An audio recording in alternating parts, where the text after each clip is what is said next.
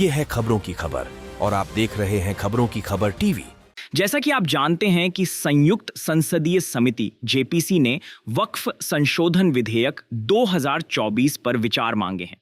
एक सम्मानित नागरिक होने के नाते यह हमारी जिम्मेदारी है कि हम इस अवसर पर जेपीसी को अपनी राय बताएं। इस संबंध में all India Muslim personal law board के मंच ने मजबूत, संगठित और सर्वसम्मत तरीके से राय देने की शुरुआत की है।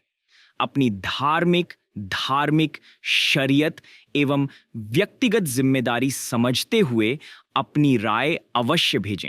फीडबैक भेजने के लिए आप नीचे दिए गए लिंक पर क्लिक कर सकते हैं या क्यूआर कोड स्कैन कर सकते हैं।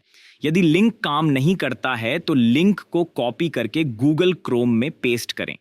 लिंक खोलने के बाद भाषा हिंदी या अंग्रेजी चुनें, फिर ओपन जीमेल पर क्लिक करें।